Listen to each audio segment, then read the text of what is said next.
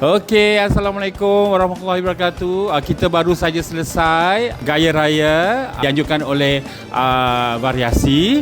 Okey, sebenarnya saya cukup terkesima lah dan juga saya rasa bangga kerana saya dijemput oleh adik kesayangan saya iaitu Raja Hamzah. Variasi always try to fulfill kehendak masyarakat di mana selalu menaikkan persembahan-persembahan yang bermutu. Dan pada hari ini kita dapat jumpa Zureda, dapat jumpa Imran, Engku, Raja Azura.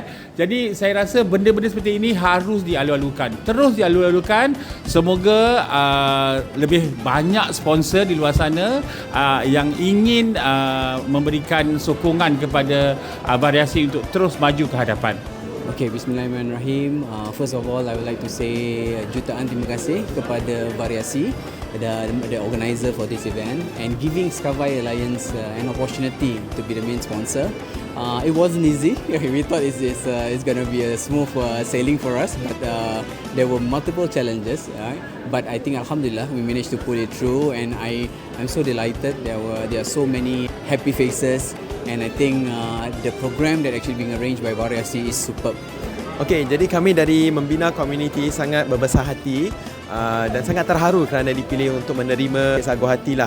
Jadi terima kasih banyak-banyak dan kami sangat suka dengan planning dan sebagainya. Dan terima kasih juga kepada Variasi kerana sudi untuk mengundang kami dan juga belia-belia kami berserta dalam acara yang sangat-sangat mengagumi ini.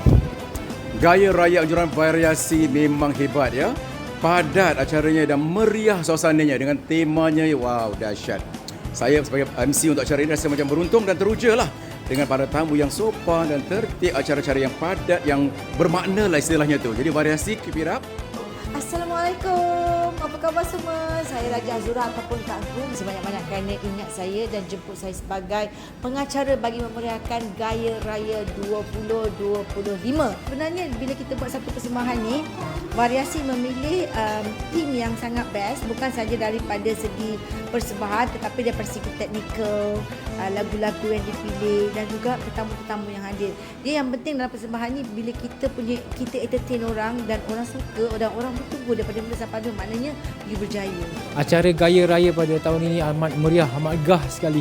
Saya amat besar hati kerana dapat dipanggil untuk menyertai bukan saja untuk duduk makan tapi untuk menyanyi juga. Jadi Alhamdulillah amat meriah sekali tahun ini. Saya ingin mengucapkan terima kasih kepada Variasi, Skavia dan seterusnya pada sponsor yang lain.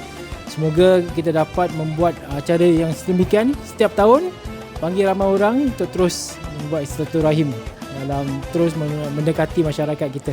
Saya mengucapkan selamat Hari Raya kepada semua. Mohon maaf zahir batin. Semoga raya ini lebih bermakna kepada semua. Minta maaf izin kepada semua. Salam Raya 00. Dan semoga tahun ini menjadi tahun yang lebih baik untuk kita semua insya-Allah.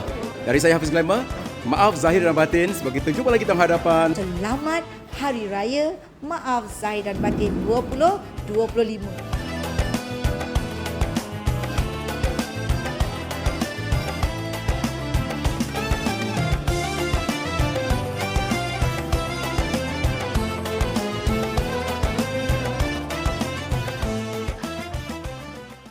Bila dah lama tak nyanyi, dia macam-macam buat perangai.